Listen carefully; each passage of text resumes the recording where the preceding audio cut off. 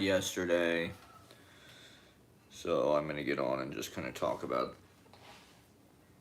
the life and times of Don Matthews. Rest in peace. A great American, great human being, the grandeur of the 20th century. I went out, I did this great open mic. I'm an open mic. I don't know, it's the greatest thing in life. I think everybody should just do open mics every day. It should just be a mutual transaction of like open mics. People putting them on, people going, doing other people's open mics. And just, it's a free exchange of ideas, really, is what I feel like. And it can be anything. It doesn't, so last night, it was this open mic at this place, Soho Playhouse, which is actually a really cool venue on Van Dam Street in Soho, named after the great Rob Van Dam, of course, Mr. Monday Night. No, I'm kidding. But this fucking place I see on the wall, this is where they did the American premiere of fucking Fleabag. The Phoebe Waller-Bridgers piece, and also where they did the American premiere of Nanette, the Hannah Gadsby thing. So I don't know if Netflix has like scouts or whatever at Soho Playhouse, but I did my one-man show last night. I did my 7-minute long one-man show about Don Matthews. And I didn't really, I'm just experimenting with getting on stage and talking. And to be honest, even 7 minutes is not even close to being enough. I really need like at least 2 hours to really get... I really want to just do my live streams on stage. That's my ultimate goal for my career in show business. I was just listening to this fucking podcast about... because I just typed for Cherry Lane Theater into podcast app to just see, and what popped up was this podcast about Mike Birbiglia and this guy Alex Edelman or something, who had a one-man show at the Cherry Lane Theater on Broadway. And Birbiglia does a bunch of shows at Cherry Lane, and he's on Broadway. I'm sorry, the Cherry Lane Theater's off Broadway, but Birbiglia's fucking show is on Broadway. His show about drinking milk or whatever. His shit is just so wimpy. He's so NPR, and he's so This American Life and Ira Glass. It's just like, fuck Birbiglia. But he's kind of got, like, the life. If I could do what Mike Birbiglia does, but, like, better... So I'm working on my one-man show. I'm developing material about my family, or I don't even know, life, being a fuckboy. New York. The themes are developing. These open mics, I think, are good to go out, speak in front of people, and just see what resonates. And then you can kind of, like, develop the material from there. The themes kind of emerge as you're... To me, it's like... These comedians are just not very adventurous, or like, I don't know, maybe they just don't... It's like jazz to me. It's like being a comedian, going out to the clubs, doing sets or whatever in some fucking basement on McDougal Street or whatever. It's like, get up there. Every comedian, they're like horn players. They have their rhythm, they have their sound, they have their approach. Some of them are very rehearsed and straight and... clean sounding, and then some of them are, what I'm trying to do is more like some kind of behavioral free jazz open form, right? Charles Olson, projective verse. Has that reached comedy? And in a lot of ways, comedy is more experimental and further ahead, I would say, than poetry. The fact that they're doing comedy shows in the metaverse already, as heinous as an idea as that is, like, half the comedians I see take iPhone tripods and they film everything, single fucking set they do. I haven't seen a single poet yet that does that. Like, I don't know. The poetry thinks it's on the avant-garde and on the advance of everything, and it's predicting future mainstreams. And I don't know if I agree, actually. In fact, with this whole political moment, it feels like they're trying to play catch up. You know, if poetry, I mean, granted, like poetry is a space, I think, where people can make the future because it's a very cheap space and a very like utilitarian, like anybody can kind of just make poetry happen. And we kind of live in poetry. It's just a matter of like discovering that and allowing yourself to develop into that, a resonance with that. But like it wasn't really, now it feels like they're kind of just trying to chase the trends and shit like that. To me, that feels like what a lot of,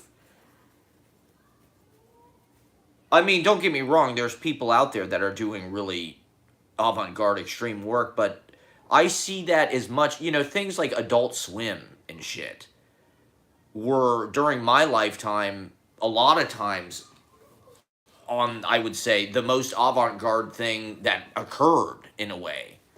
Like it wasn't the circumstances, particularly of like gathering places, are not conducive in our generation, I don't think, to really to doing risky like uh you know, New York in particular is so expensive to live in and whatnot. It's like a lot of times it's people that are already established. It's not like you can just come here with no fucking money and do something really weird and like, you know, in the 80s people were doing shit that was a lot more extreme, it felt like. I don't have any sense of like a whole lot of extreme performance happening in New York. Like there's not people like mutilating themselves or throwing their shit at the audience or anything. Like not that that's always what the avant-garde is, but like New York feels very safe. I think what's unusual and what's developed about New York during my lifetime and kind of my time here is it went from being like this dangerous kind of like transgressive edgy place to actually being like probably the safest place in the whole country in a bubble. It went from being like the suburbs were the safe kind of like protected part of America to like over the past 10, 20 years, I think you've seen New York become this concentration of people who, you know, take themselves seriously. It's like the Whole Foods of cities. It's like, it's just like the prestige address. And so everybody who takes themselves really seriously, who's super good looking, who's super professional, who's super like on top of their shit, who has rich parents, who they all came here. They pushed out all the culture. They pushed the tech people, the finance people, the children of the financial class. They basically occupied the city. The, you know, the affordable spaces have all been pushed extremely far out. Now it's like people are living in like East New York and shit, or like Brownsville. Like that's, I guess, like something, the scene is kind of out there. But like I think concurrently with that, you know, New York, just like geographically, is like an incredibly isolated, you know, there's choke points. There's all these tunnels and bridges. So it really has become like this fortified place ideologically in a lot of ways. Included, you know, the art scene has become hermetically, not that it never wasn't that, but like there used to be some sense that there was like social mobility in this country, and New York was kind of like a machine to rise above your class. If you come to New York, if you have talent, if you work hard, if you get lucky, boom, you can make it in America. Now it's like, I feel like that space, whatever it was that New York used to do, I feel like the internet does now. The internet is like a big gathering place where people can try anything, try weird ideas.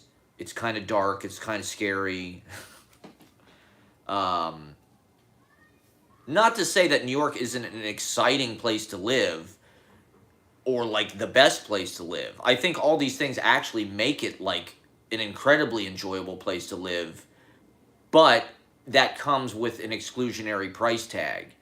You can't move here unless you have money to play the game. And like, I think just artistically, it's shifted what's happening here in a way. Like the art in New York is actually kind of conservative.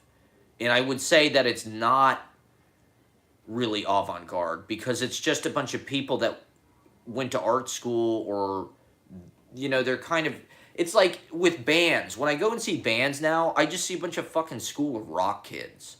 I feel like every fucking band I see is like the kids that like grew up in this like School of Rock culture where they learned how to play guitars and their parents were hip and like. And so it's like, it's kind of killed it in a way. It's just all this like cookie cutter fucking paint by numbers. Like, let's get a Fender Mustang. Let's get a Fender Jagmaster. And just ching, ching, ching, ching, ching. It's like, Yvonne Le Bien is one of the few people out there that I see really going wild and getting in people's faces and doing crazy shit.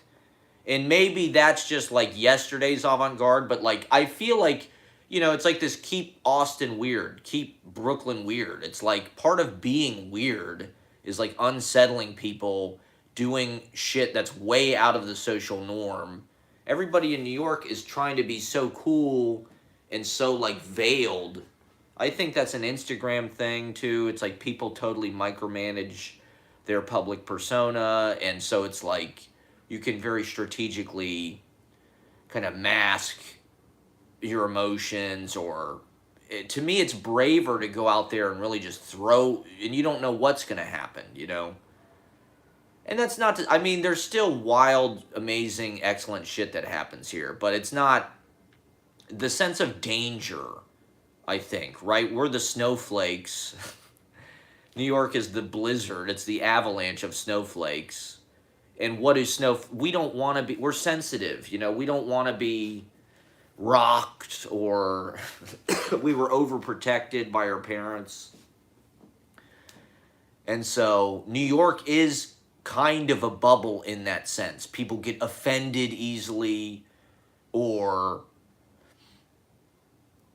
there's an exclusionary kind of tactic. The cool kids want to keep you out of everything. But I don't know. A lot of it's not that exciting to begin with. I don't know. That's one of the things that I like about comedy is it's kind of clumsy and like I don't think you're really going to offend those guys. Like, for better or for worse, the whole rest of like the kind of cultural world over the past 5 years has just decided that like everything is very touchy. You can't say certain things. And, like, don't get me wrong, I think the conversation needs to evolve and people need to play at the top of their intelligence and be as smart as they can be. And comedians in particular say a lot of stupid, offensive shit. And they should get blowback for that. And they should get canceled for that. Whatever the fuck that means. But, like, any comedy open mic you go to, you're going to see at least 2 or 3 things that are just, like, racist, stupid, and offensive. And, like, it's not the end of the goddamn world. Like, I think having an art world, a literary world that's, like, totally in lockstep and, like, different than what the mainland... If you go, like, I'm not a huge Sam Pink fan or anything, but, like, I think there's an acknowledgement of kind of the rowdiness and, like, the unsavoriness of this fucking the character of this country that like you can't overlook that stuff. Like America is part Florida man, and it is But at the same time, that's not the end of the fucking world. You know, just because people are gun psychos or even racists, like they still exist, they're still fucking here. What do we do about it? Do we just like close ourselves off and in the bubble? Or like, how do we, uh, you know, like what's past is past. That's not to say that there shouldn't be, you know, reparations or anything like that, but like we're also here, we're coexisting. My brother was telling me he works in this fucking piano store in Columbus, Ohio, right? And he quit his job because all the guys that work in the warehouse are like racist. They say the N-word, they talk about, you know, Chinese people in racist language, you name it, you know, Jews, whatever. And so this guy brings his gun to work and he's waving his gun around, and my brother's saying he like pointed his gun at him. You know, this is real. This is what's actually happening in this fucking country. People are on fucking opioids. People are ODing. Like, people in New York and LA and San Francisco and Austin, they want to live in their little bubbles, honestly. But, like, there are fucking psychotic gun people out there, and there are fucking racists out there who don't give a shit. And it's not even like, there's this idea that like there's some kind of organized like white supremacy, and to be honest, like it's just not like that. It's not that sophisticated, and in a certain way, like that's not to say that it isn't like evil or toxic or violent or bad or anything, but also like it is tied to sense of humor, a lot of it, and that's part of just like the development mechanism of like the working class. You know, if you put the piano store, right, where my brother worked, is in a bad part of Columbus, Ohio. There's fucking homeless people that sleep in the pianos, you know, in the parking lot. There's crazy shit that happens there. And like, so the reaction, the dude that is racist with his gun lives on the west side of Ohio in the Bottoms. It's a hillbilly, ghetto-ass place where, like, people get shot, people get killed. But there is also, like, racial friction. People, because it's the poor part of town, there's poor white people, there's poor black people. They live near each other. And so this is culturally the way that those fucking people, like, process. Like, that's just, I'm not saying that it's right or it's good or anything like that, but like looking the other way or trying to shut that out, or just having, especially in the arts, people really get confused and they think that the arts are like, yeah, you're yeah, you should come downtown and we'll hang out. What Alexandra Escobar. She's cool. She's awesome. She's interesting, kind of Zoomer dynamism, right? And like, she's not really completely, you know, she likes to talk about how she likes like Bret Easton Ellis and shit, and Ayn Rand. She likes to kind of troll. And I've noticed that with some of my friends who are like, let's say, people of color, for lack of a better word. They kind of like, you coined Zoomer dynamism. Like my friend Chris, he's a compassionate conservative, but he's an Asian guy, so like he will kind of troll people by talking about like Newt Gingrich and shit like that, and how he likes the contract with America and George W. Bush and shit. But it's like, you know, in the liberal arts world of culture, of writing, it's like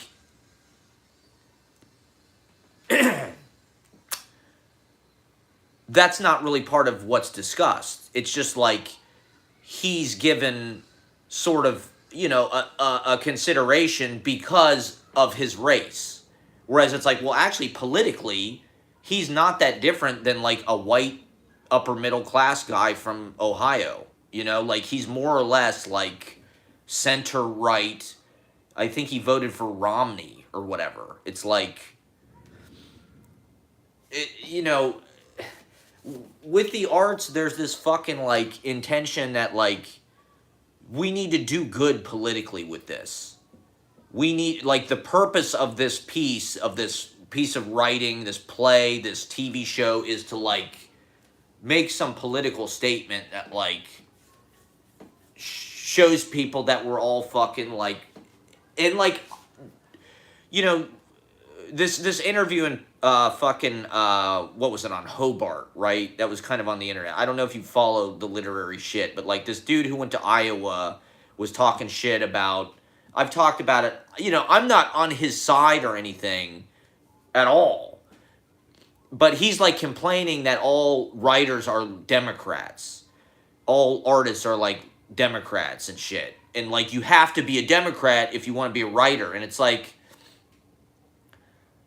it's almost like people's criticism of Hollywood. People always say Hollywood's, like, extremely liberal. And, like, to be honest, like, I don't necessarily think all writers are Democrats. I think, like, maybe in the New York, like, aesthetic high art world, that's true to some extent. But, like, a lot of the bestsellers and shit, like John Grisham books or fucking, I don't even know, Tom Clancy, like, are they Democrats? Like, I wouldn't necessarily say that, like, you know, Nicholas Sparks' book, is that a fucking, like, liberal, like, a lot of the shit that is the most popular, I don't know. When it comes to fucking poetry, it's like, a lot of the shit that people read, Billy Collins or whatever, I wouldn't necessarily say that that's, like, there you go, Brandon Sanderson, #1 fantasy author, conservative Mormon. Exactly, science fiction, that's a huge fucking genre. I'm sure a lot of that is, look at Ayn Rand. What, isn't Ayn Rand the best-selling book other than the fucking Bible? In the Bible, like, Jesus Christ. I mean, I would say the Bible is pretty conservative. At least that's how it's been weaponized against us. You know, like, Ayn Rand, I think, has done more fucking damage in the last 20 years. Like, to me, when I look around and I see the world that we live in, I see that it's been shaped by people who read fucking Ayn Rand. The privatization of everything, the financialization of everything, the competition that we're all in to beat each other and be the best, that's all Ayn Rand shit. And, like, I hate that shit. I mean, I'm a liberal. I'm the classic mold. I'm a Hollywood fucking liberal. I'm like Alec Baldwin. I'm like one of those actors that, like, would run for office or whatever. Like Warren Beatty. To me, Warren Beatty should have been the president. In a perfect world, we would have had Bulworth, not Trump. Like, Trump was the anti-Bulworth. But, like, you know, these things do need to be discussed. And, I don't know, it's not always pretty. I think with, like, literature and stuff, a lot of people have gotten a lot of gold stars simply because they're writing about, like, their identity struggle and shit like that. Not to say that that isn't, like, interesting or necessary. It's become just kind of like the standard. Everybody's got, like, this, like, come to Jesus memoir autofiction, right? Autofiction is the thing that everybody sort of, I think autofiction is because we've all been told you can't write in anybody else's voice but your own. That's appropriation. What the fuck are you supposed to do? The only thing you can do is write from your own point of view. Because, I mean, there's a lot of reasons for the autofiction thing. And I like autofiction. I actually, it's my favorite thing. I was doing it way before anybody. I was doing autofiction when I was in high school. Before fucking 9/11, man.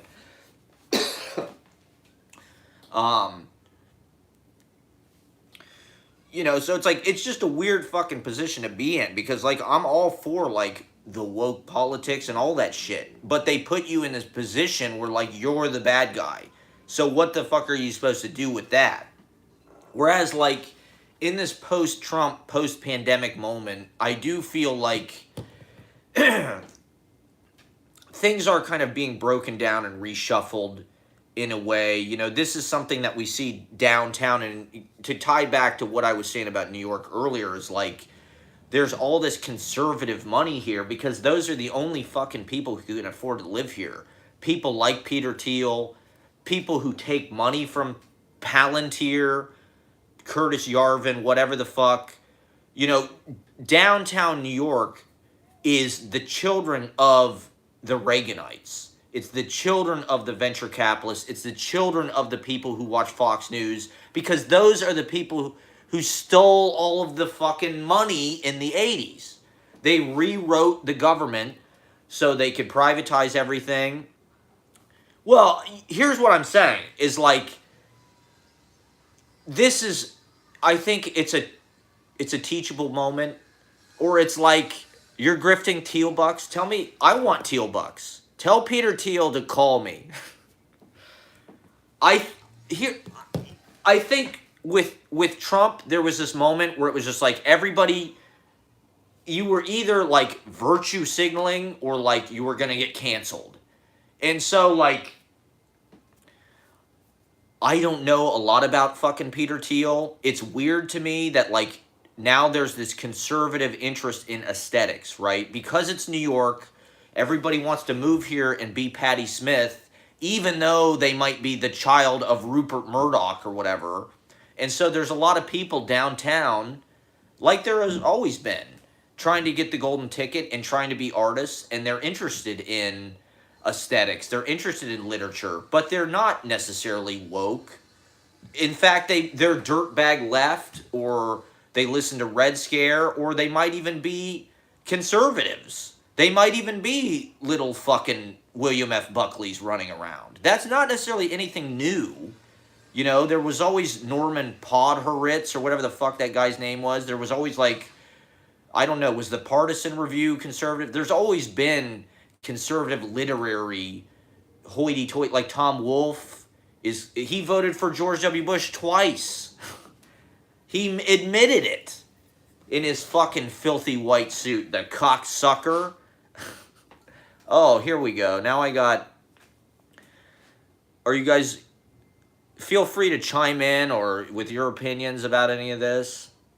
You're in class. See, this is what I'm talking about. This is the energy we need. We need fucking people watching YouTube and on their phones all the time. Fuck, like I was talking to my brother yesterday, it's like, why fight it? Just be on your phone simultaneous with everything else. You know, it's fun. Watch YouTube while you're at the poetry reading or writing. Put on music while you're writing. I think closed caps are unavailable because it's live, probably.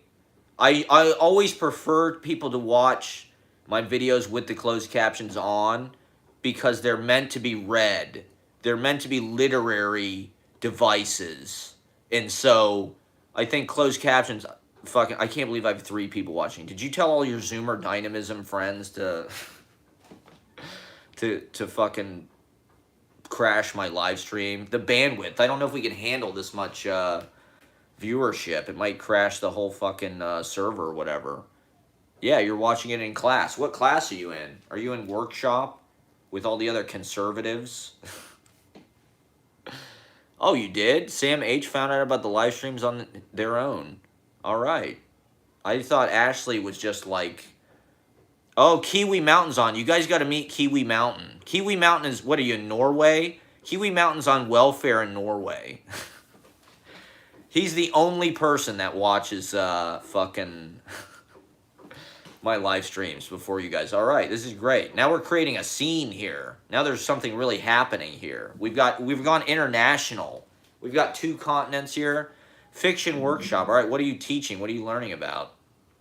You want to are you learning how to write like Ayn Rand and shit? How to be objectivist and how to write the John Galt speech? You know, my friend who fucking Kiwi Mountain's in Sweden. He's on welfare. He's a compassionate conservative. No, he's a critic. I don't know. He's just he's a YouTube, you know, aren't we all? This is what I love about Zoomers. This is why I vibe with Gen Z and I hate millennials. Millennials are such fucking babies. They're just babies. They're just like, they slept through the whole fucking thing. And they complain about everything. All right, hello from the workshop. Put me on in your workshop. I'll teach these fuckers how to write. This is the fucking Matt Proctor MFA program. The Easy Paradise fucking MFA. This is the master class. These fucking bastards. They don't know shit. I've known so many people from Columbia University. It's insane. And I just hate, I have nothing. Okay? I have nothing.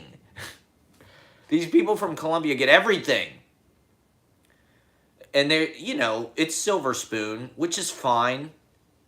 I worked there. I fucking worked for these bastards, okay? They're all... The thing about Columbia is, like, they want you to be a stickler and a hard ass and picky. They want you to be a Karen.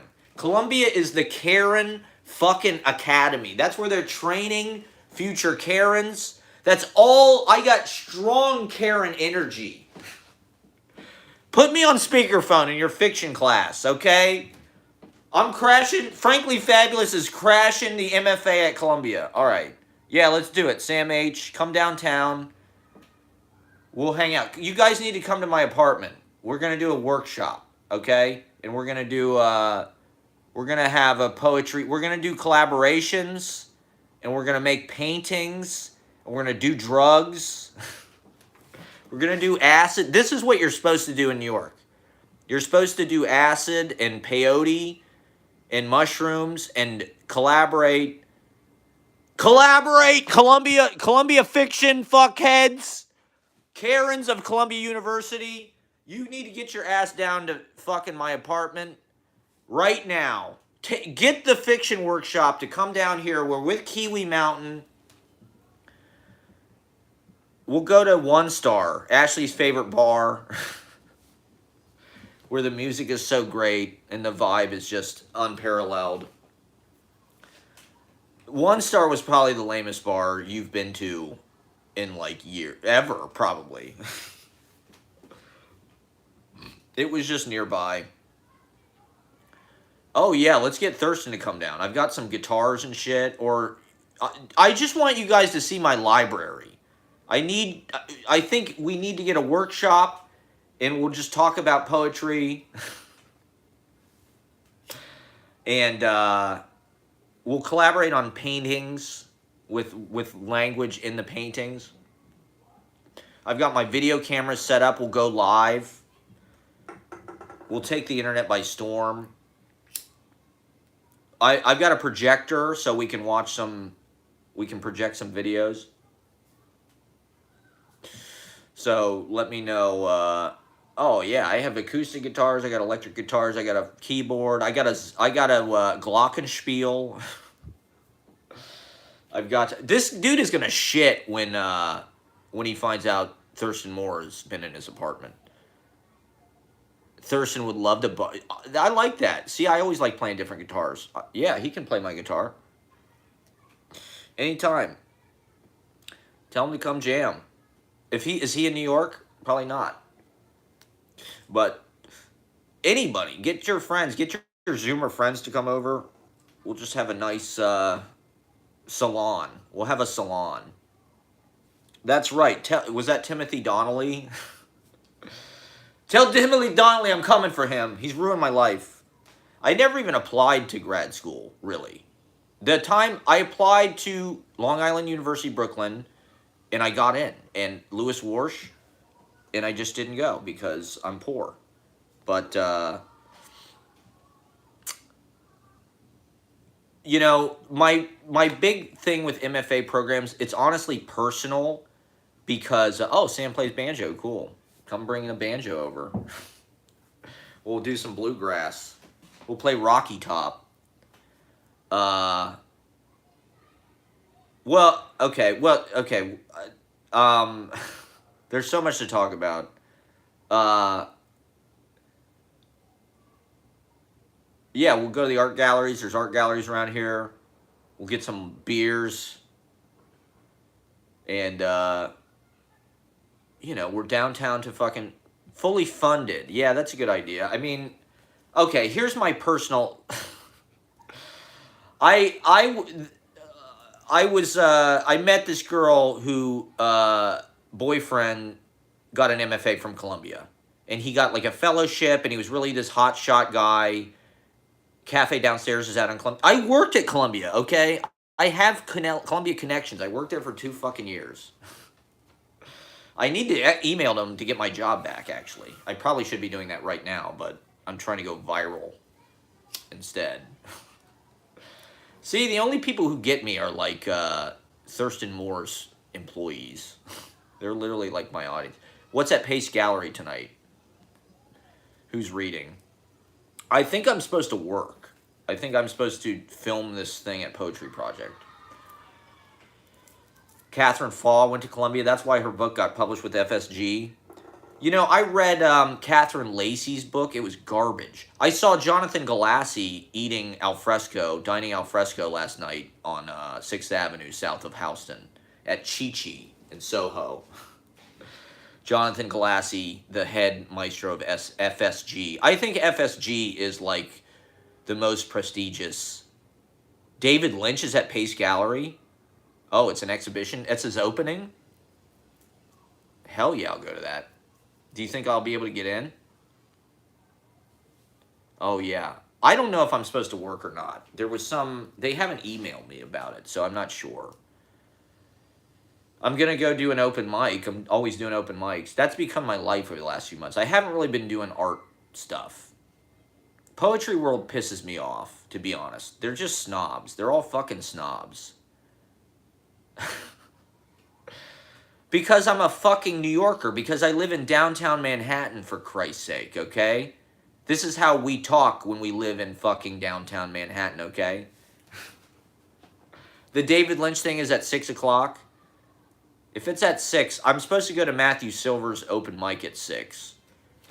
Which is probably more David Lynch than David Lynch. Is David Lynch going to be there? Is David Lynch literally going to be like 2 blocks from my house? Because... is Thurston going to be there? If Thurston can introduce me to David Lynch... Hi, Robert from Nonfiction. I can't even believe that's a fucking major. What are you learning that? How to write for magazines and shit? Are you going to write for The New Yorker? I need somebody to write about me in The New Yorker. I've become like this desperate opportunist. Everybody's just looking for, hey, can you publish me? Hey, can you... I'll check out the David Lynch event. We'll see. I can't believe it's happening like 2 blocks from my house and I have to do all this other shit across town. The thing about New York is there's just too much to do. You cannot do everything. There's always 3 different fucking things to do at the same time. And so you inevitably have to miss something. Thurston will be here in 2 weeks. Okay, we'll do Thanksgiving with Thurston. I think I like his poetry. I think we'd vibe just on like memoir.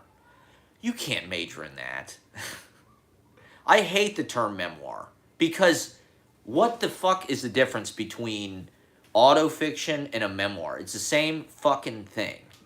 Like, memoir is an insulting... That's like what celebrities write. Or like world leaders. You know, like Bill Clinton writes his fucking memoirs. Or like Gorbachev or whatever. Not fucking... That's fine. You know, my live streams, I normally talk to nobody. Oh, you're going to Miami for Thanksgiving?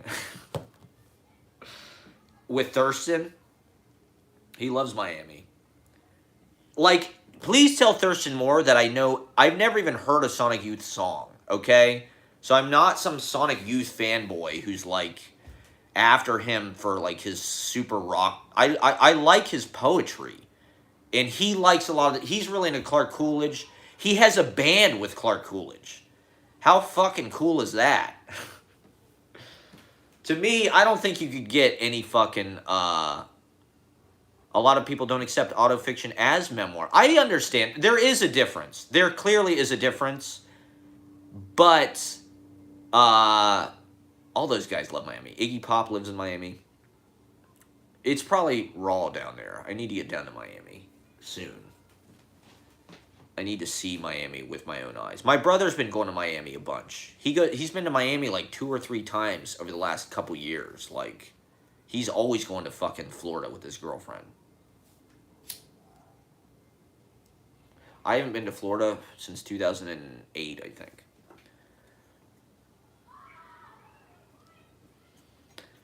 Yeah, no one is obligated to watch my live streams at all. I appreciate you dropping in and participating. See, Gen Z gets it. Millennials, nobody over the age of like 25 really understands YouTube.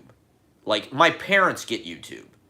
My dad and fucking Susan, honestly, they are the ones that fucking taught me how to use YouTube because, like, it's better than TV. You can get you can get any fucking thing.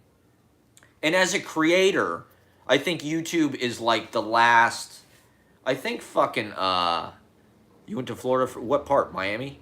Jesus Christ, she had her 21st birthday in Florida. That's pretty dope. Did you get buck wild?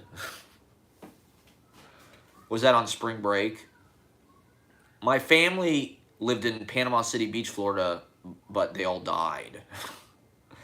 So we don't have any family in Florida anymore. So I'd love to go back to Panama City Beach. Maybe someday I'll own property there. But apparently Florida is absolutely crazy. When I was there, like, I didn't get, it was a long time ago and I was a lot younger, so, and it was also, like, before Trump era. So, somehow Florida's been radicalized, it feels like, over the last 20 years. Like, I don't remember Florida being necessarily, like, always, like, the bath salts, like, let's eat somebody's face. Oh, that's not true. I've been to Florida. I was in Florida in, Bennington doesn't have spring break. Why? Because, yeah, it's always spring break there. Everybody's just, it's like a Bret Easton Ellis novel. Everybody's beautiful and doing cocaine and is just ennui. They don't feel anything. They just watch, like, weird snuff films and there's no emotion. Everybody looks perfect. It's all about,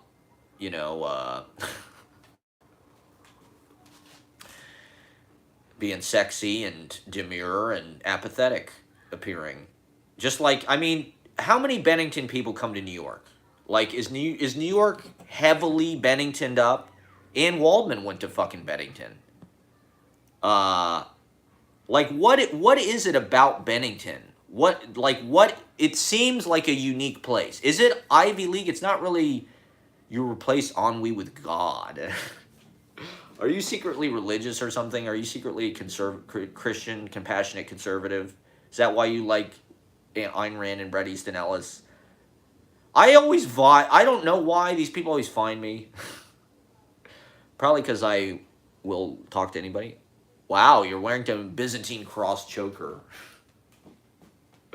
Is that because you love Christ? Or 40% of Bennington moves to New York. Where do the other people go? How does it compare to Oberlin? Is it the same thing, just in a different place? I'm meeting tons of people from Oberlin, too. I feel like I should have gone to one of these schools. Jonathan Lethem went to Bennington. Not that matters. Well, it does seem like a lot of writers go to Bennington, actually, oddly. I'm Catholic, too. How fucked up is that?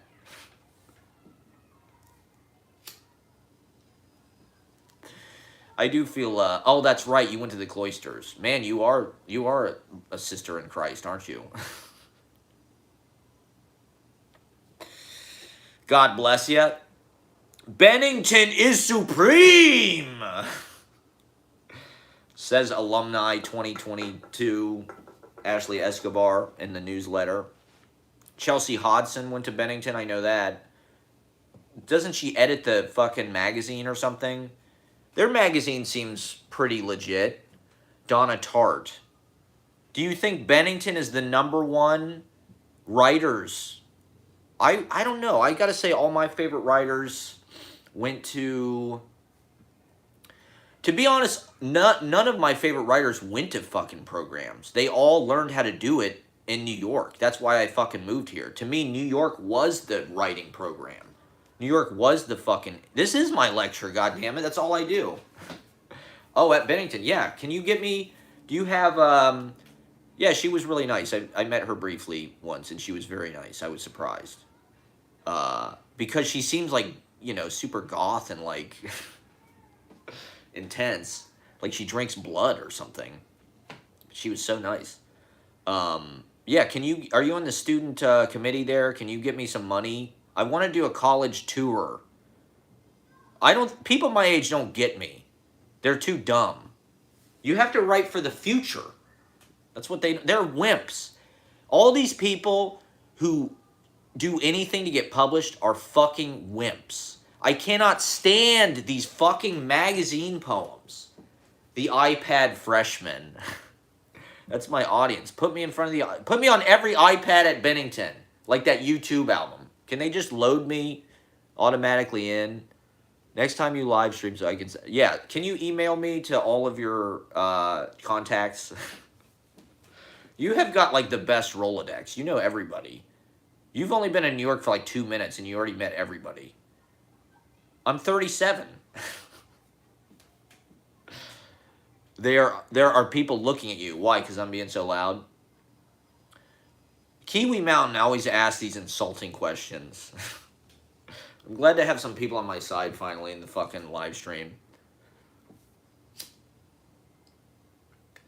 But, like, you know, I don't get published in magazines a lot because I don't write that way. The idea that you're going to put your whole fucking thing into, like, this little... and you're going to squeeze all this shit in there is just insane to me. Or just, like, I don't know, the way people work stuff over and over and over. Ben Estes? All right. Get him on the, I don't know. It's too pressurized. There needs to be another way. Like, to me, I do feel like my writing exists somewhere kind of between halfway. Not that it's prose. I don't really consider it prose, but I think you should be allowed, like, you should be Expat Press. Okay, I'll check it out. Did I follow them? Did you tell me about them before? Are they Dime Square? Are they downtown? I don't think... Okay, seriously, the people that I think are doing real shit that actually fucking matters and is good, I think there's, like, tons and tons and tons of good poets out there. A lot of them come to the open mic. But as far as, like, shit that's actually, like, published and, like... I think, this guy Kenyatta Foster, his book, Lavender Cats, by 1080 Press, I thought was really good. To me, I mean, he was doing a lot of the stuff that I thought I was trying to do. And maybe he took it a little further. It's a little different. I do certain things different, but, like... a lot of the shit that gets, like... a lot of the attention, like... I don't really get... There's a lot of good stuff out there. I don't know. But... I also think, like, with publishing, people... It's like they're just very narrow-minded. They want something that, like, has immediate impact. Yeah, you have to leave in 5 minutes. And... the thing about, like, when I look at the history... Is this boring to talk about? Of, like, American literature, the people that I admired were, like, outsiders, whatever. Henry Miller... whatever the fuck, you know, like,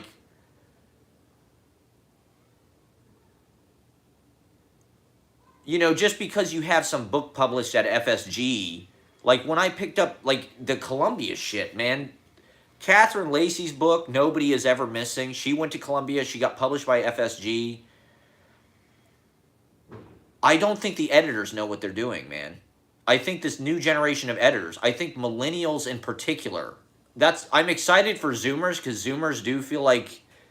Are they called Zoomers?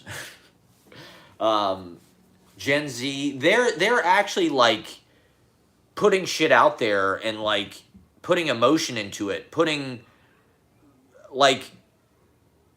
Yeah, the Beats went to Columbia. The Beats are not my favorite thing, to be honest. Actually. If you look at the second, third, fourth generation of the new school, that to me is like the heart of American writing in the late 20th century. And almost nobody knows about it. And those people, some of them went to good schools. You know, Ron Padgett went to Columbia. Fucking, a lot of those people went to Columbia. Kenneth Koch, Zoomer Dynamism, that's right. You know, I'm not like totally anti-Columbia. Columbia is interesting because it does seem like there's a little bit of room for somebody like you. You know, it's not like Kenneth Koch taught at Columbia. You know, like Jim Jarmusch went to fucking Columbia. Lucy Sant went to Columbia. Like, there's tons of writers that went to Columbia that I actually like. But at the same time, the MFA industry has developed so like enormously over the last 30 years that it has changed the writing, and it's changed the nature of who they accept and why they accept them and who wants to go there.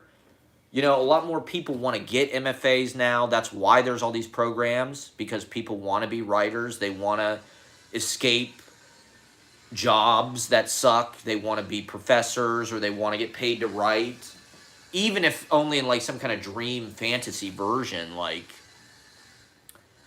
but what sucks about it is like those people take up so much of the bandwidth now. It's like an MFA is like, you're not a literary citizen unless you have an MFA. New York, just because it's so expensive, it's the environment that created the Poetry Project and a lot of that work that happened in the 70s and 80s and 60s, and the Beats for that matter, and the fucking Black Mountain thing. All that shit ties together because it was all in downtown New York, because it was fucking cheap and it made sense logistically to live here. You could get from the West Village to the East Village. Everything happened. There was jazz, there was painting. It was all in one fucking place, you know? That's kind of what's interesting about being here now, is like there's a little bit of that feeling, is like there's a lot of young people downtown.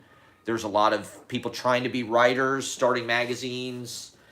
People like, you know, I think it's been really exciting hanging out with you guys and like, you know, going out every fucking night to fucking bars and readings, and that's what I've wanted to do since I got back to New York in March 2021, and it's just everybody was so lame that it was just like not happening, you know, like nobody wanted to hang out after the reading, everybody just went home, and it's like, no, I want to fucking hang out at the bar and talk about literature, talk about society, hear what smart people have to fucking say. All right, see you later. Let me know, you know, yeah, I know Decepticon. I listened to that song. I heard it the other day in the restaurant. Tell me something about, you know, send me another playlist. Send me cool music that you think I should, oh, drunk driving song. I like that already. Any song about drunk driving is already captured my heart. Oh, that's by Sonic Youth? Okay. I don't know if I can listen to Sonic Youth. It's too late. It's just not my thing. I also know Beck, kind of. Do you know Beck yet? Everybody I meet knows Beck and his mom, BB Hansen. I actually don't know Beck at all, but, like, I've sort of... For whatever reason, you know, like, you know, you vibe with people, right, who are on the same wavelength or frequency as you, supposedly. Of course he was. That's what I mean. And so, like, for whatever reason, I feel like for the past few years, I've been in this, like, noise music, experimental, poetic, sound poetry, language poetry, painting, you know, like, sort of, a lot of it's abstract expressionism. I think pop art really paved over, dude, noise is the best music there is. Sonic Youth, they have songs and shit. I'm not really that into that. The thing, Sonic Youth doesn't really do, at least not that I'm aware of, like, electronic soundscape, like Eno and shit, right? The Help, okay. With 2 L's. Yeah, that's cool. That makes it sweet. Okay, the 2 L's are what make it cool. The Garden, LMAO. Is that part of the name? But I also think there's things lyrically that aren't happening with noise music. You need to come see System Lord. Get Thurston to come see System Lord. System Lord is the band that I'm in. And it's like a poetry lecture clown, performance art, stand-up comedy, assault on the political, socio-economic bourgeoisie. Because I'm not really bourgeoisie, you know. I'm just a po' boy. I'm really from like the Mississippi River, basically. I'm from the Ohio River Valley, essentially. Call him T. That's right. He's gonna. Yeah, this is this. The thing about my live stream and my work is it's radically honest. I'm radically transparent. There's radical transparency, meaning I put my whole life on the internet and in my writing. It's not hard to figure out exactly probably what I'm thinking about at all times, but most people don't watch any of my stuff, so it's almost like I can share my secrets and, you know, no one would ever even fucking see it. You know? Yeah, it's autofiction, baby. I mean, well, I think there's also like, why not marry autofiction? Yeah, Sam, okay.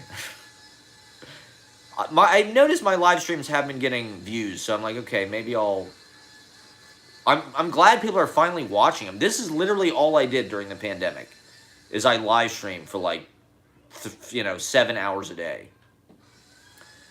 Lecturing.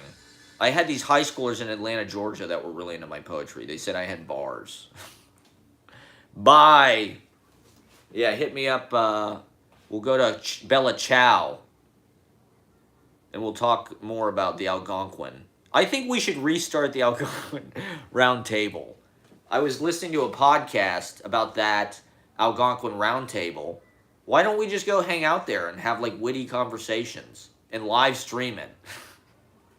Live from the Algonquin Round Table. Obnoxious, I think we're the real edge. The thing is, New York doesn't embrace the rawness. That's what pisses me off. They embrace all the MFA bullshit. It's like somebody out here trying to actually fucking struggle and like learn on their own. They totally fucking, all right, well, there goes Ashley Escobar. Now it's just me and Kiwi Mountain. Well, okay, fuck. What do I want to talk about? Okay, so my grandfather passed away, and I don't know. What do you think? Do you think, I Googled, is it bad to not go to somebody's funeral? The thing is, I just have so much going on here that, like, I can't really, I don't know, I can't really leave. It's like, I have to work, I think, tonight. I got shit on Monday. You know, I'm hanging out with Ashley Escobar, trying to, you know, and I have a limited amount of time left here to really just like live the bohemian life. I don't know what's going to happen. I got to get some of this Peter Thiel dark money somehow. I need sponsorship. Some kind of corporate paid promotion. I don't know. I got to break the Zoomer audience. See, I need Ashley Escobar and Sam H. I don't know why they're interested. I don't know if they are interested. Ashley Escobar will just send me this text about, my friends want to meet you, and it's like, I don't think they do. They don't want to meet me. You're just saying that because you want me to come up to some rooftop in Morningside Heights, which maybe I should do. If I had my scooter, I would do it. I got to fix my scooter. Do you know anything about that? I got to boil the tire. We've been granted kind of a second summer here in New York. I don't know how the weather is over there, but like, it's going to be 74 degrees on Saturday, and the leaves are looking beautiful. Like, seriously, like, the leaves with the sunlight, they were shooting Sex in the City on my block. They were shooting Sex in the City on my block yesterday.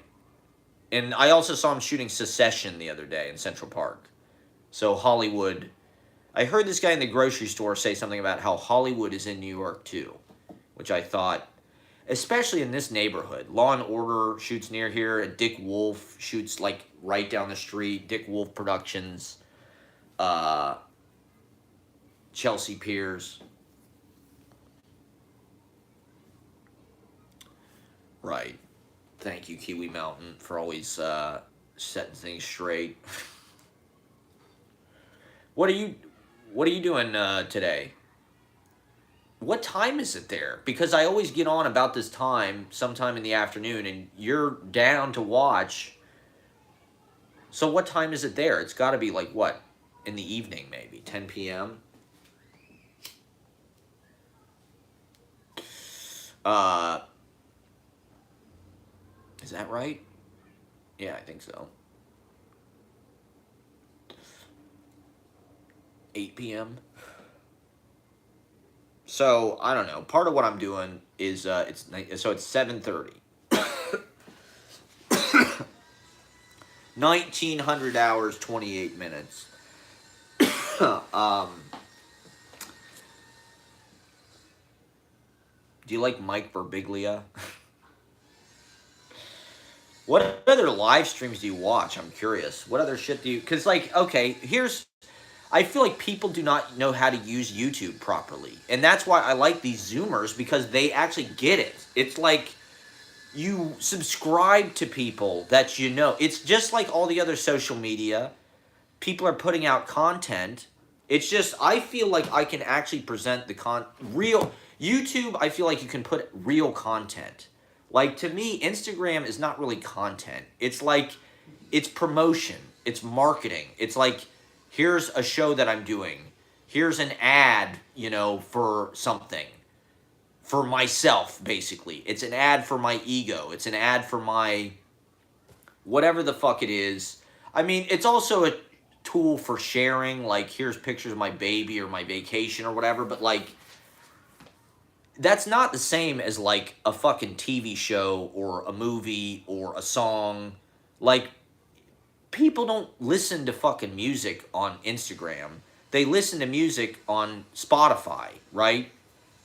They don't watch videos on Instagram really. They might watch reels or something. They might watch an Instagram live. That did become a little bit more popular during the pandemic. But generally speaking, I feel like content is like a misnomer. Whereas like on YouTube, I feel like I can actually put up content. I can put up videos that I work on that are like movies, that have writing in them, that are like aesthetic. They have like an artistic intention and cohesion. They're like pieces that I like worked over. And I feel like YouTube honors the creation. It's basically like Netflix, except it's free. And you can I can live stream my whole fucking life if I wanted to. Like there's no limit to the amount of video you can put on YouTube, which as a creator, the fact that I can put a TV show up, I can talk directly to the same audience. To me, it's like the audience is what's lagging behind, not necessarily like the content. Like I feel like what I'm doing is interesting.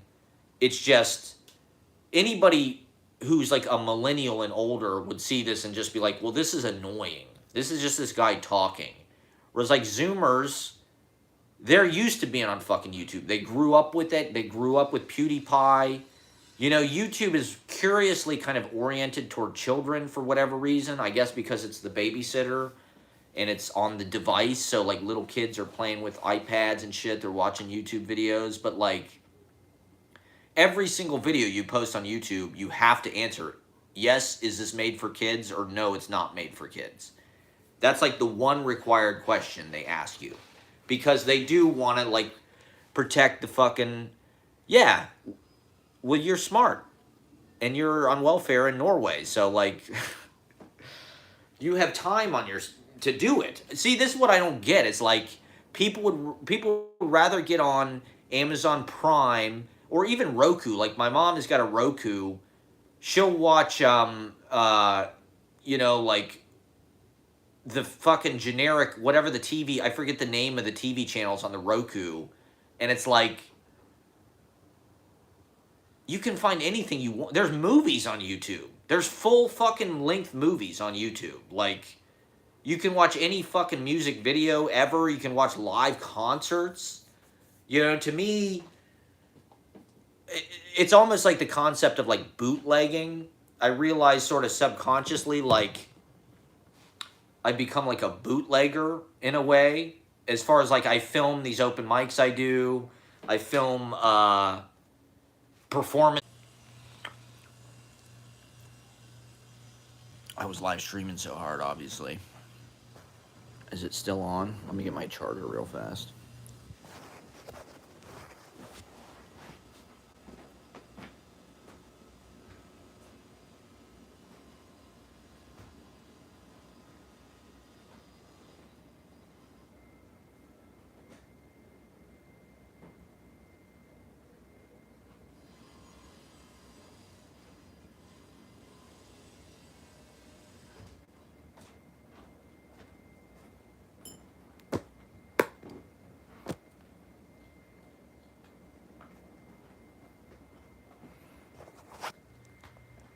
Alright, hold on. Be right back.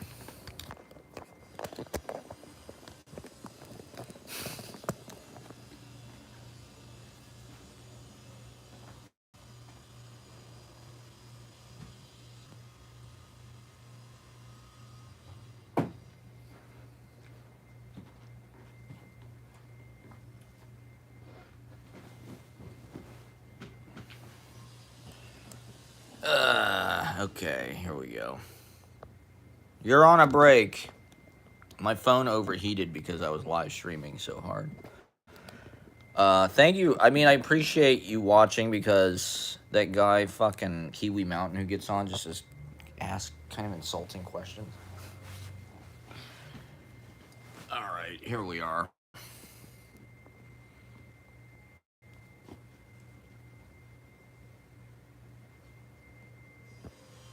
Okay. What do we want to talk about? Can I get a one-word suggestion? Any topic of your choice. I don't just want to prattle on.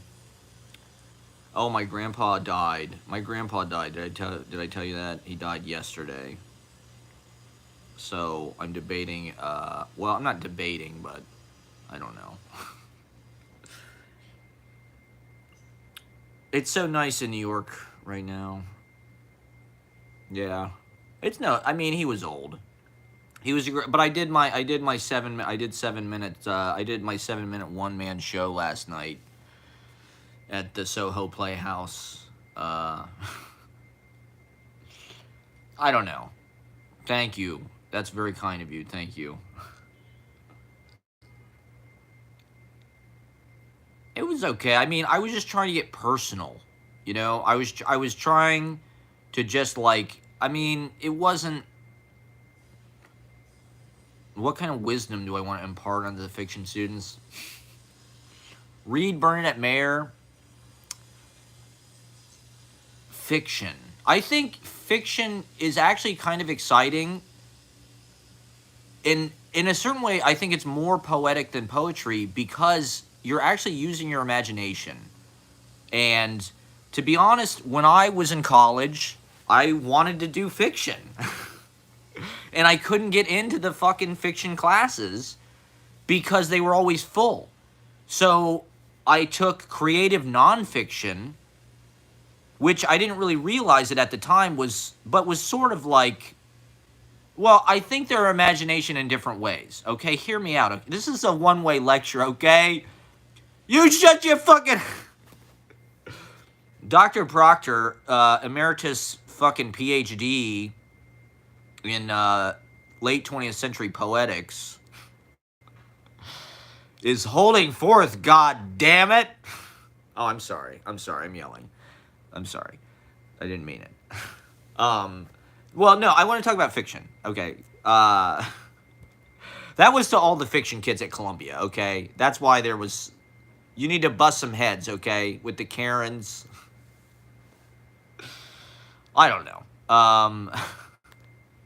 So fiction. Okay, so I did fiction. I actually won the story contests in undergrad. I won the undergraduate short story contest for my short story Flamethrower, which, to be honest, was a work of fiction. It was based on things that... Okay, well, that might be... Okay. It was based on things that sort of happened, but I definitely, to me, what was poetic about it was the way that you go into your mind when you're actually, and you're blending different things. You're blending memories, you're blending possibilities, you're blending, your imagination, your creativity. And with fiction, there's some sense that you can write anything. You don't know what the characters are going to do. There's something magic about that and something ancient about that. I think part of the reason we're in this autofiction moment, right, is because of phones, right? Now it's very easy, or it's very prevalent to sort of present real life. Whereas 20 years ago, that was not really the case. We weren't surrounded by images of our own reality as if they were media in the same way. We were surrounded by Hollywood movies, things that were imagined, things that were rehearsed. I'm saying it. This is my lecture about fiction. I think I'm not really into genre personally, but genre, I suppose, is where like the imagination really goes nuts. I think with poetry, it's more about like you're using your imagination to create like possibilities with form. It's more like spell casting or something. It's more like speculative realism. Interesting. Yeah, I think that's gritlit. Interesting. Um, that's interesting that people think about themselves in those sort of terms, as if they have, it's almost like a band. You have to describe your sound or something. It's been so long since I've even tried to like write fiction at all. I haven't tried to write like a fictional story in since like 2010. I was trying to write a novel and I didn't want to sit at a desk. That to me is like fiction became a wall between myself and my own life.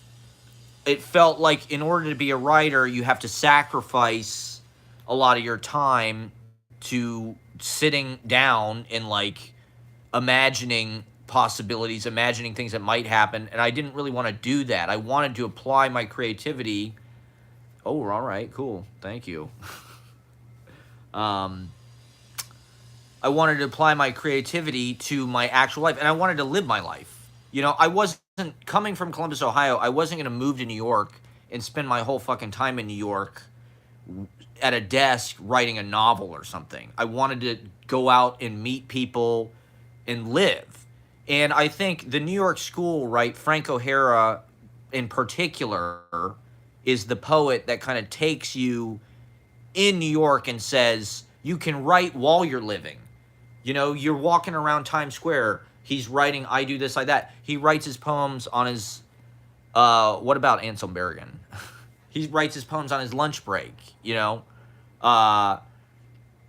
He's living. He's in the city. He's hanging out with poets. He's hanging out with painters. And, like, he's not a novelist. He's not working and toiling. Frank O'Hara will go and write a fucking poem while you're having a conversation with him. That to me is like probably the ultimate like magical living or something. Like to immediately turn your life into some kind of consecrated.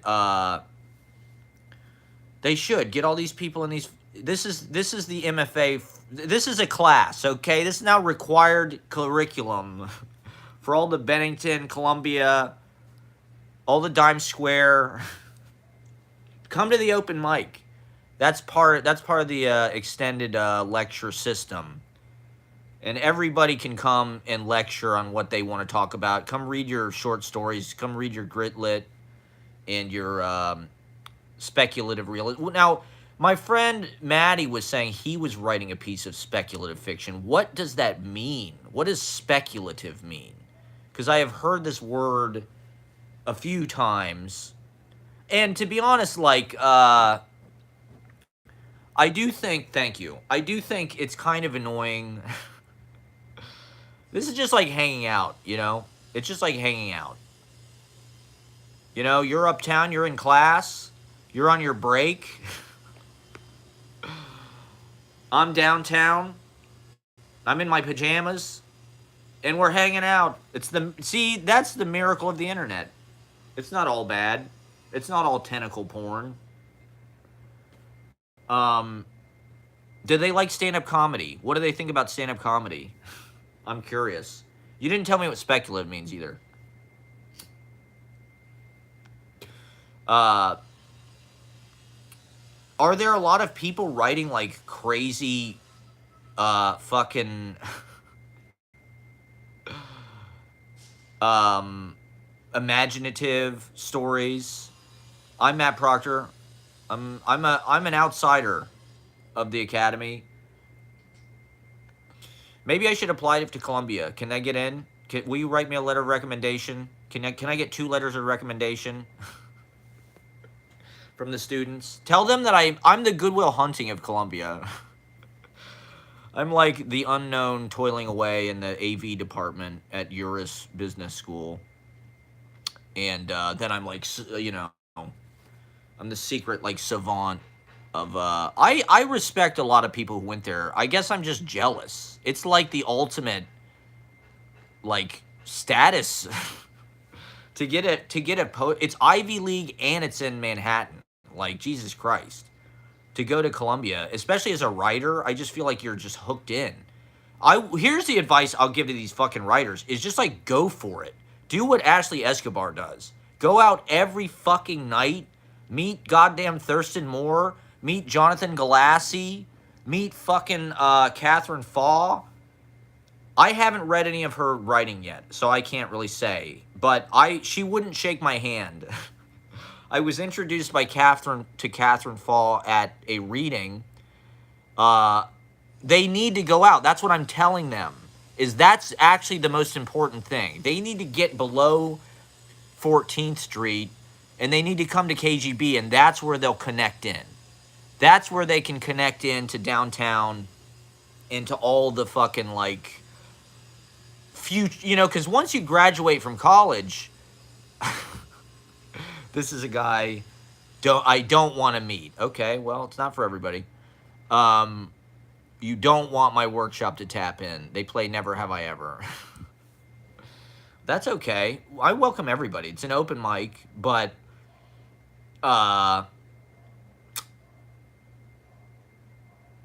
you know, I'm open to everybody. I like Columbia people. I'm going to an open mic on Friday, actually, that there's a lot of Columbia people. And to be honest, like, I just think their writing is, like, incredible. Like, they're almost, like, they're like, too good. It becomes, like, boring at a certain point. When, like, you work stuff over to the point that it's, like, the canoe poem or whatever the fuck it is. Like, Columbia, I feel like, has this tradition. Like, Kenneth Koch taught at Columbia. There is an alternate tradition at Columbia.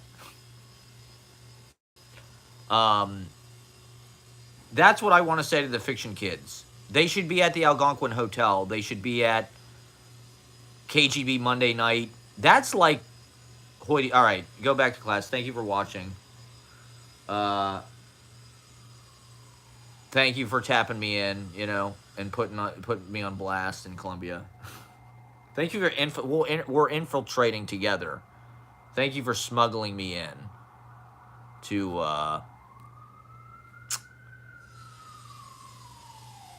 the very citadels of power. So at least I have like some market penetration, some voice. Lord knows I've had to listen to enough of those. What do you think of the Paris Review? I think it's a disgrace. I think all these institutions have become disgraces. They're run by the wrong people. They're run by a bunch of just people who got into good schools and shit. Who just like filled out a bunch of applications. Who took like the GRE and shit. I got great test scores, okay, but I hated school. I didn't want to learn anything that they were teaching. I didn't want to learn the indoctrination. And I don't relate to millennials at all. I don't, people my own age are like just living with like their childhood, like movies and shit that they grew up with. They have such affection for that shit. Like everything is like references to like Home Alone 2 or like Full House or shit from the 90s, Saved by the Bell. All that retro stuff just went nuts. I love the Blink 182. My brother was telling me tickets to the Blink 182 reunion tour like $600. And it sold out everywhere. He said it sold out everywhere in like minutes. He said it made him want to quit music. Because Blink 182 has won. The bad guys have won. The corporate punk rock has won. Not the real thing. The simulacrum has won. People who look hot and want to be writers are like the writers now. I don't even know if there are, I mean,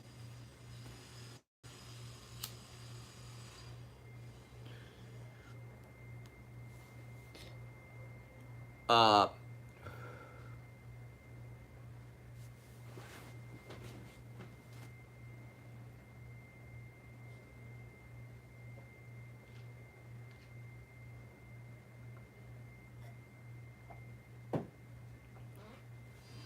like there's a lot of good writers out there who like do a good job. If you see them at a reading, it's like, oh, that was nice, that was good, great.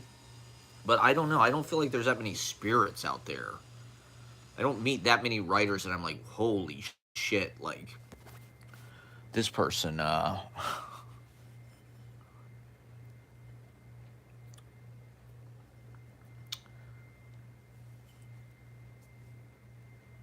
Why did your friend say she doesn't want to meet me?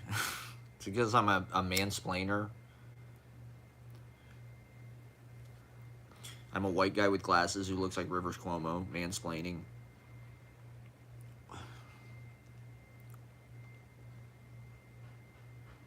I just feel like millennials just like bought everything they were trained in, and they thought like that was like politics or that was like righteous. Like I do feel like women my own age will probably, they look disdainfully on me just because they automatically are gonna assume I'm like a bro, or like I'm just because I'm like a white straight guy. They're just like, oh, this guy's lame.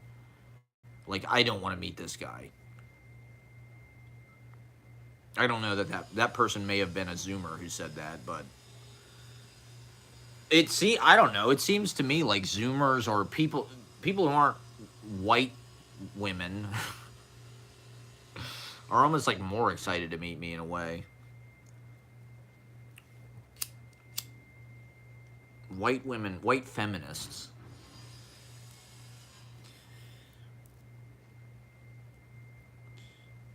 I think they've gone a little, I don't know. You can't just like Martha Stewart every fucking thing. Politics, literature. Well, people think literature, the point of it is to like, well, now it's about giving voice to people whose stories haven't been told before, at least in the past, the immediate past. And, I'm all for that.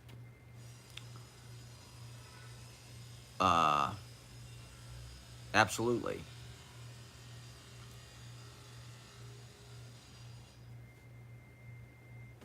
But I think, I don't know, people should try to live bigger in a way. I think we're also scared because we're also managed.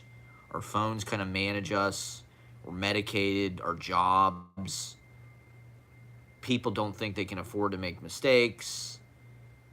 They'll never be able to afford a house. They'll never move up the ladder. They'll never have children. They'll never blah, blah, blah. so like they just sort of guide themselves into like these literary careers, and they like conduct these literary careers. They get an MFA, they can become teachers, they get in magazines, they get published, they become a part of like that club. That's that, to me as a performer, or just as an artist, the people that I admired were not really necessarily involved with that kind of thing. They learned outside of those kind of institutional and the freedom of that, of being outside that kind of stuff and being kind of free range as much as you can, is like, to me, that is like a part of the literature, and part of, like, let's say, for lack of a better word, like the Americanness. Not that like it's good because it's American, but like I think that is one of the things that might distinguish. It's like that thing Charles Olson said about like he likes poems where like the words still have dirt on the roots.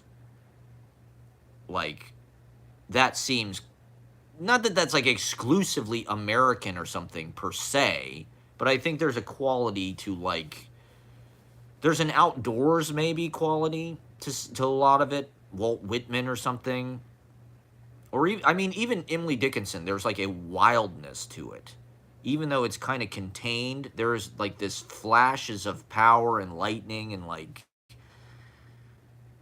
thrashing, and it's like that feels like part of what makes it at like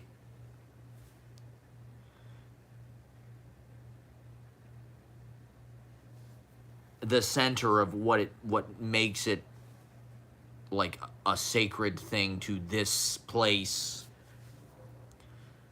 and the development, the look of this place, the environment, the history of this place. Why did your prof what? I don't know. It sounds to me like these people at Columbia don't know shit about anything.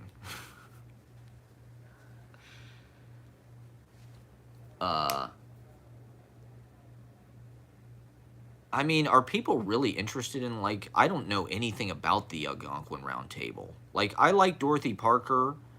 I like her poems. I like her identity, like, as this cool kind of New York magazine. Like, she's like a proto, she's like in the lineage of, like, Joan Didion or fucking Nora Ephron or whatever. Yeah, right, exactly. I mean, who gives a fuck about the Algonquin Round Table? Like, who are all these nerds that are like, we need to be witty, like Alexander Wolcott, who wrote theater reviews? Like, there's no literature there. Really? They wrote, like, a bunch of reviews and shit. They were, like, podcasters. If they had a fucking podcast, like, that would have been the optimum. I think in that way, maybe they were progressive. I'm really into the literary genre of, like, conversation. Have you ever read like Boswell's Life of Johnson, or like good God, they're all twits. That's what I see in New York. I see a bunch of like rich twerps. They're not that different than like Tucker Carlson, except they just like decided to be writers. But like their parents have been changing their diapers their whole life.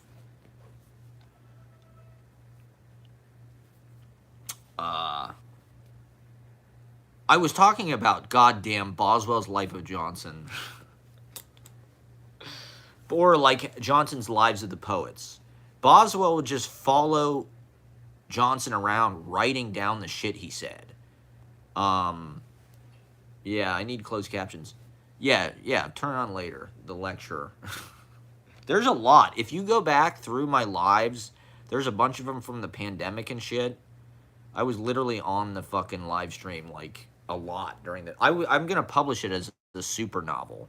I've got a 2,500-page super novel. That's transcriptions, Google transcriptions of all of my pandemic Lime streams. Someday I'm gonna publish that with like an art publisher, like Kenneth Goldsmith. You know, it'll cost like $250, like Thurston's book. Oh, I'm sorry, like TM's book or T's book, I guess. I don't know. I'm into the idea of the Algonquin Round Table. It's a glamorous image, but like how many novels? I don't know. Who the fuck is actually a part of that? James Thurber, is he a part of that? It's like Dorothy Parker, Alexander Woollcott. I don't even fucking know. It's been a long time since I've even like. I think it's a cool idea. Maybe we should just start going to the Algonquin and hanging out at the bar and live streaming live from the Algonquin Hotel. I mean, the Algonquin Hotel is in. They All Laughed.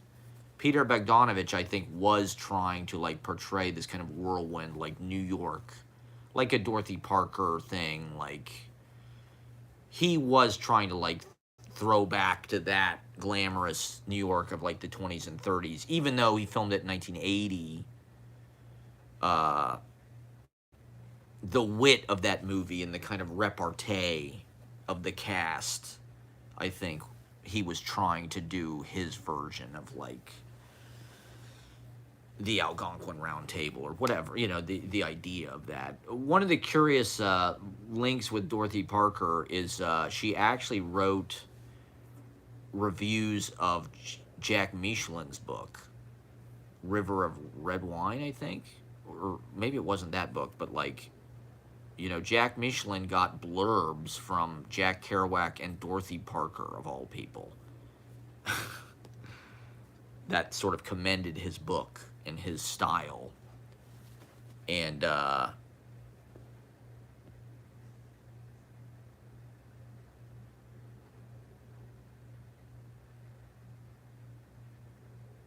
I think that's kind of interesting that I don't know, I don't remember what Dorothy Parker said about Jack Michelin's book. She reviewed it for, you know, some magazine in the 50s. You know, that's one of the things that is interesting about Dorothy Parker. She really was around. I think she was really a huge advocate for like civil rights and stuff too. Didn't she give? I think she gave her whole estate to Martin Luther King Jr. or something. She gave like all of her money when she died. But I don't know. It's interesting that she's sort of in the lineage of Jack Michelin. I mean, she has this kind of musical quality, right, with her poetry. I think that's one of the things that's kind of accessible about it. She's this kind of glamorous, like, it girl figure, girl in New York, writer, cool, having this cool life, going out, dating guys, drinking, jazz age. She's like an F. Scott Fitzgerald type era figure. Hip, I suppose, you know, before that was like all the rage in the 50s or whatever. And is Dorothy Parker proto beat? You know, is the Algonquin Round Table a proto beat type thing in a way? Or, you know, what were the beats influenced by that? I think with like the group aspect of it and the kind of hanging out aspect of it, the media fame, you know, the Algonquin Round Table, they all wrote for like Vanity Fair and whatever, Vogue, I don't even know. And so like there was this like media, we're gonna brand ourselves maybe through magazines, and I think the Beats also, but they did that through like their presence, hanging. I mean, the beat literature is a lot about hanging out, what this person said, who was there at the party, and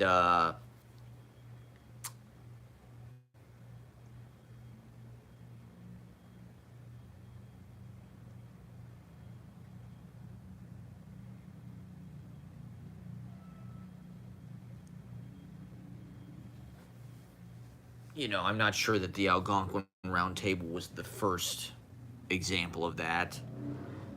I'm sure it's not, but the idea that just like witty speech can be literature. That's like that's like a Fran Lebowitz thing almost, right? Fran Lebowitz is almost like kind of a modern Dorothy Parker in a certain way, or was Dorothy Parker one of Fran Lebowitz's? But I think, for me personally, or for, I don't know, even like something like auto fiction, the idea that like the author itself is like a writer, but also existing in this group thing where like it's a conversation and it's in the moment. So it's almost like if you get all these writers in conversation, they're all writing together in a way. That's the sense with the Algonquin Round Tables. They were so witty or something. These conversations they had were like legendary because they were all so fucking witty. They made a movie about it. Jon Favreau, I think, and Jennifer Jason Leigh, and they talk about it a little bit on that Dinner for Five, because a lot of the younger actors of the '90s were like in this movie, I guess, as the Algonquin Round Table. How the fuck do we even start talking about this? I don't know. Dorothy Parker is an interesting literary figure. In the history of New York, these people kind of become a little more real to you in a certain way. You know, walking by the Algonquin Round Table. I'm in Times Square every couple days or so, doing open mics or whatever. And so it becomes a little more palpable. And, for me, it's like the spectrum between speech, live speech, like this, live streaming, and writing, right? That's something I explore a lot, and the writers that I'm interested in explore a lot. There's a lot of, but like, there's a lot of writing that is, if you do it faster, it gets closer to speaking, and you lose a certain amount of, grammatical kind of perfection and working a sentence over to some degree, but you gain other things. And as the technology progresses as well, I think we have, like for Boswell to transcribe Johnson's conversation or whatever, he had to do that by hand. It wasn't that easy. Now we literally can podcast, and so things that used to, 100 years ago, maybe things that would have had to have been handled in writing, someone like Fran Lebowitz in those great Martin Scorsese documentaries, those are more or less literary objects as far as I'm concerned. Now, there's no writing in them except for the closed captions, but Fran Lebowitz is a writer, and she hasn't written any books in whatever 30 fucking years. And so, but her conversation has this high verbal facility and insightfulness, and so it is almost, well, I think we're at a moment where we can reassess, why can't speech be as great as writing? It's not anything new to discursively compose verbally. In fact, that's probably the oldest thing we have, actually. But I think with recording devices, with live streaming, with the way that the internet kind of opens up sharing as wide as you want to share. You can share as much content as you want. And so you can record audiobooks. You're not limited by physical supply. You're not limited by the technological means as much. And so it invites us to be present, to share in the moment, to go live, to compose in that way, and so to think about our improvised speech as the art And how can we craft it as we're making it?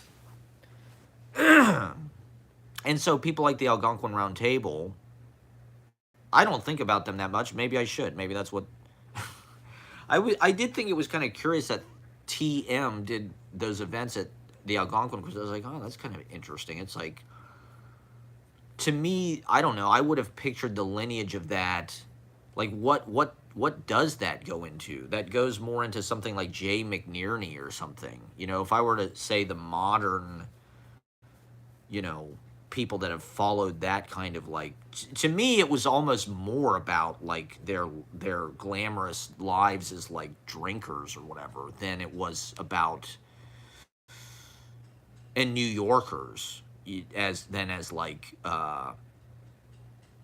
you know, like with the beats there is like this huge literature that like there's actually, I don't know, I guess I'm uh talking about something I don't really know anything about, so uh I can't speak to that, but you know, the modern people that affect that, I don't know. Like, who are the modern fucking, is Red Scare the modern fucking Algonquin Round Table? Is Chapo Trap House? I don't know. I mean, is Dasha's a convincing kind of Dorothy Parker, right? Maybe, in a way. Joan Didion, a lot of people, more people kind of like, I think, are trying to be Joan Didion, maybe. Joan Didion has this like gravity and like, I don't know. One thing that I would say to fucking Columbia fiction people, I mean, it doesn't seem like they know a lot, which is also frustrating. As somebody who doesn't have a goddamn MFA from Columbia, and I can't get a job, I can't, I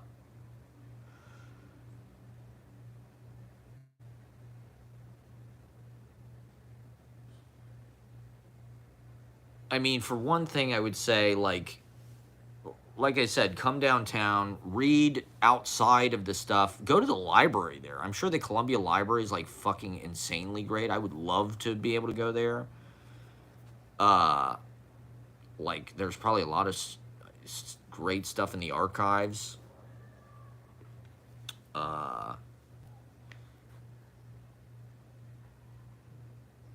Ted Bergen, I think, journals and stuff are up there. It's like, go to the New York Public Library, go to those archives. I mean, it's just like the thing that in a certain way, they don't have to give a fuck about that stuff because they're getting this like groomed education where like people are going to hear that they have an MFA from Columbia and that's all they need to know. So they don't actually need to know anything. And to be honest, like, if they're going to be writers, it isn't necessarily even important for them to know the preceding shit, actually. Like, if you can convince these people that you're a good writer, that seems to be all that matters. You know, if you can convince the administrators at these schools that they want to work with you and they like your writing, or like they think it's got quality, you know, that doesn't, then like, it doesn't matter whether or not you read other people's shit even. You know, if you're just a good writer, that's what the program is about, ultimately.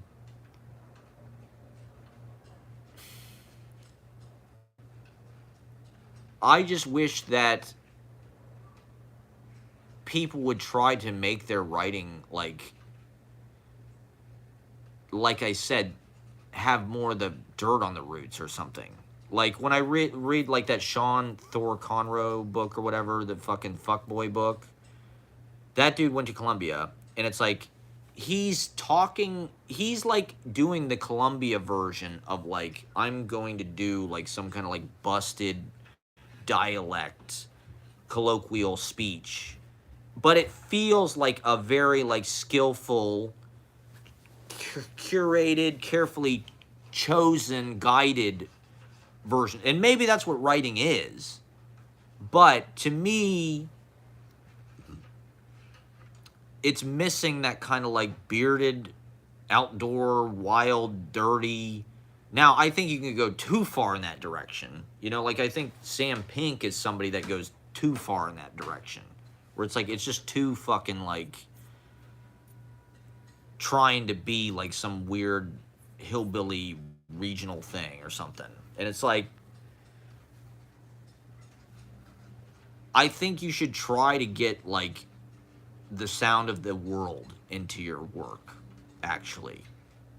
Like, you need to get the sound of like what, like the human race is like gnarly as fuck. Just like the way people think and act and talk on the street. I mean, like that need, and so when you have this like very protected kind of like ivory tower in a way, like Colombia is got a fucking fence around it. It is a citadel. I don't know if I've ever been anywhere that was more like a fortress or like some kind of weird sultan like palace or something. It's like it's fortified there in a way that's like really weird and kind of political, because you know the thing about the geography of Upper Manhattan is Columbia is really on the hill. It's Morningside Heights, and then there's this steep drop off. It's almost like a cliff, and that's where Harlem is.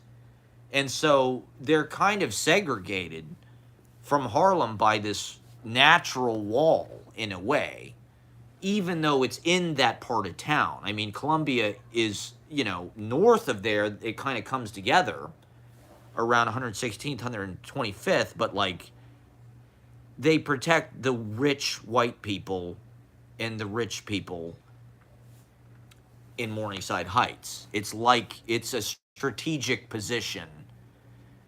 And I don't know. I think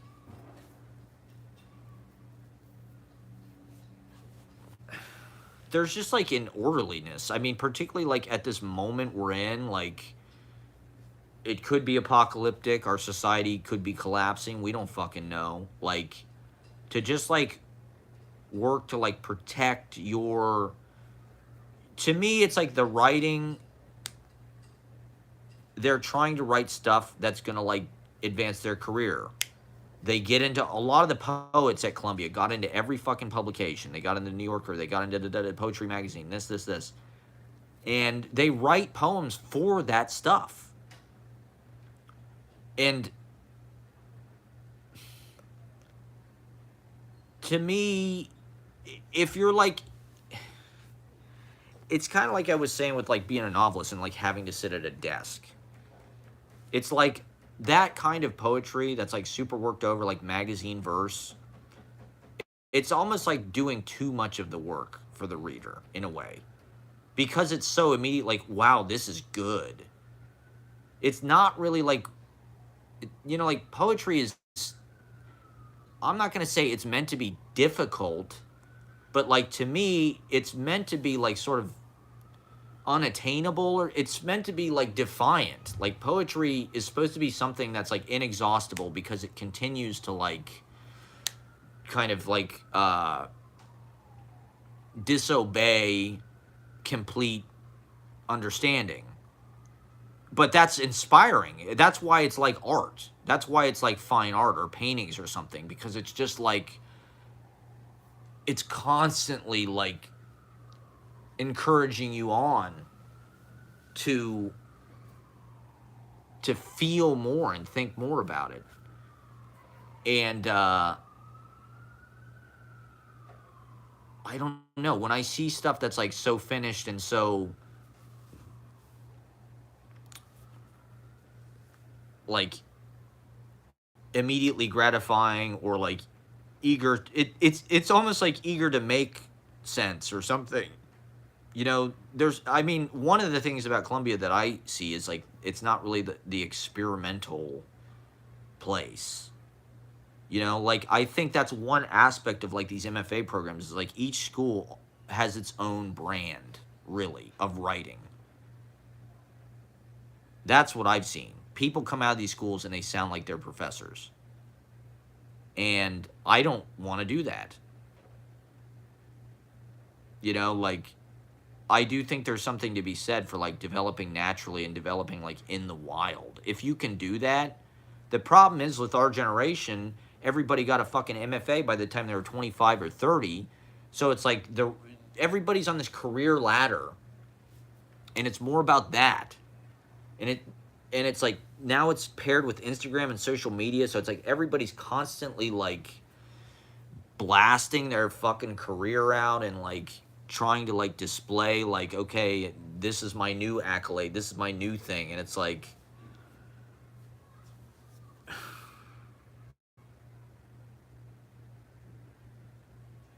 it's like the writing is like an impertinence to just like the glamour of being a writer. And I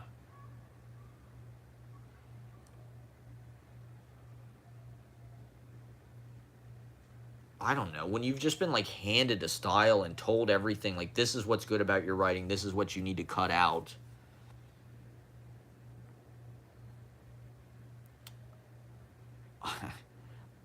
It's unfortunate that this is like the conversation about like literature. To do an MFA, to not do an MFA. And uh, the things that I find interesting to read are people that are like trying to work outside of like, I'm almost done. I'm going to go 2 hours. I always do 2 hours. Yeah, it's for you to watch later. I'm giving my advice to the fucking Columbia class of 2024. I mean, I think for you personally, it's just like you get your degree and you get the, it's a prestige degree. If you have a degree from Columbia, that's a smart thing to get. Even if, you don't necessarily sign on for every fucking, what's Chocolate Lab? How is the rooftop? Is it worth it? I need to come up there and smoke weed with everybody, and we'll write poetry like Ron Padgett and Ted Berrigan. We'll collaborate on Bean Spasms. We'll make a new Bean Spasms. Have you ever read Bean Spasms? Ashley D. Escobar. You need to get on the internet and order Bean Spasms. It's probably the greatest book of poetry ever published, actually. If I had to pick one book, it might be Bean Spasms, even though I don't own it. It's kind of got everything you need, I think. And yeah,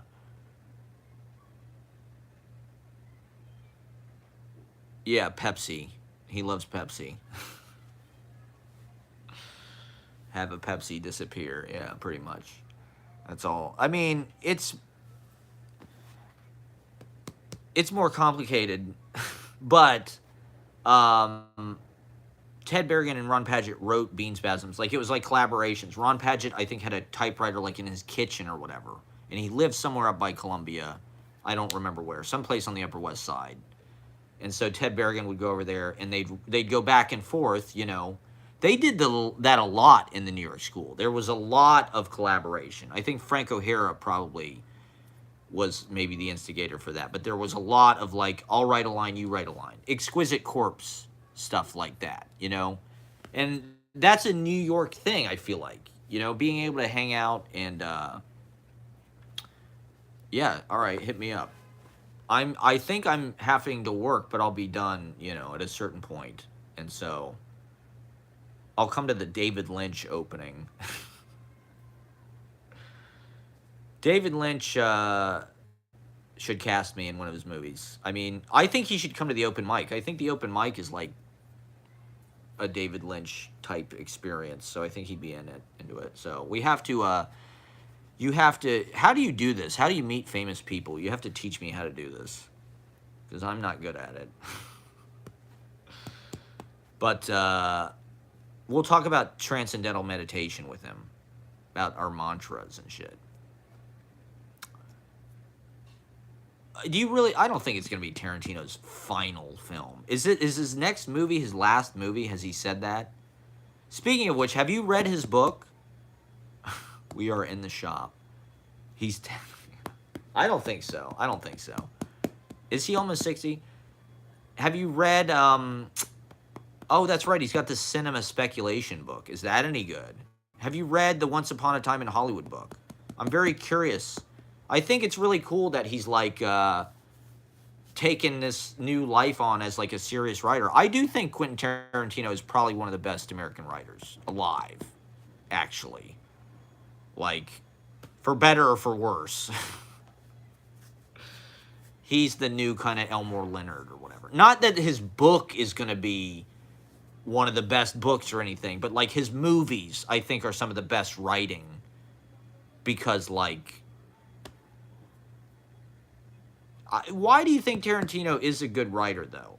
It's not just, like, the thing is, like, I'm into the video store thing as well, but, like, I think there's something more there. Like, I think that, like, I think he does actually study writing in a way that, like, I think that's kind of what's exciting about this moment is, like, he's just starting to reveal the depth of, like, his thinking about, because I imagine his relationship to books is the same as his relationship to movies, where he just fucking reads everything and, like, you know, does he know about poetry? You know, like, does fucking Quentin Tarantino know about, you know, I don't know, fucking Eileen Miles or something? You know, does Quentin Tarantino know about, you know, how much, I'll bet he knows about beat literature.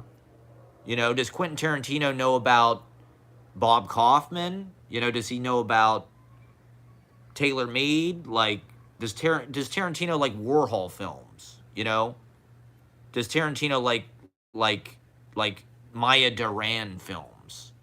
You know, does Tarantino like Stan Brakhage films? I don't know. He's into like Lee Marvin fucking movies and shit. Not that that's bad, but I'm just curious.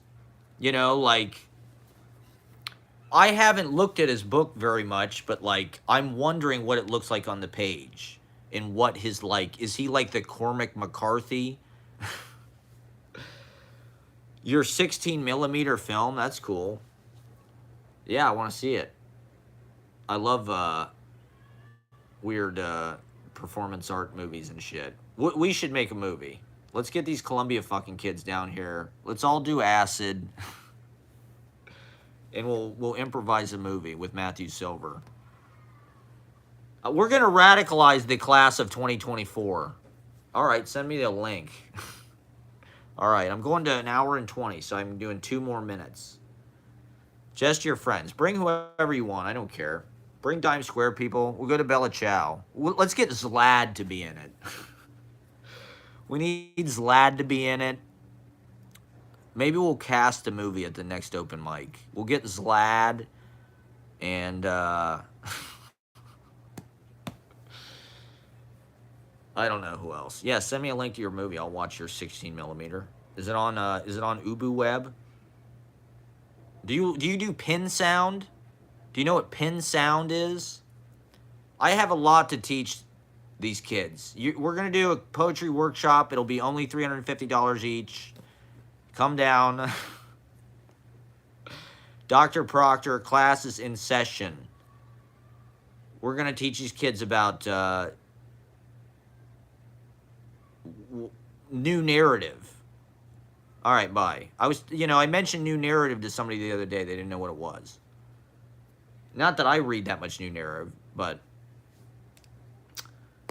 well, it was a great session. Yeah, hit me up. Thanks for dropping in like 4 different times. Yeah, I'll watch it. I will. Yeah, this is exciting. I feel like keeping the connection going, and you know, I like writers that are like enthusiastic about going out and doing shit. You know, everybody just does their own readings, and they're so. It's like, no, I want to know what's going on. I want to know. Do you go to Unnameable? Did you go to? Have you been to Unnameable recently? Or Unnameable is like booking a lot of young people. I feel like I'm missing out. I haven't been to their new space at all. I need to fix my scooter. Can you get some Columbia people to come down here and I need interns. You guys don't want to be my interns? I need like a bunch. I need like the entire MFA class from Columbia to be my interns. All right. Well, thank you for watching. I'll be back on soon. That's my treatise on the state of American literature, part 3708. We'll talk soon. Ciao, everybody.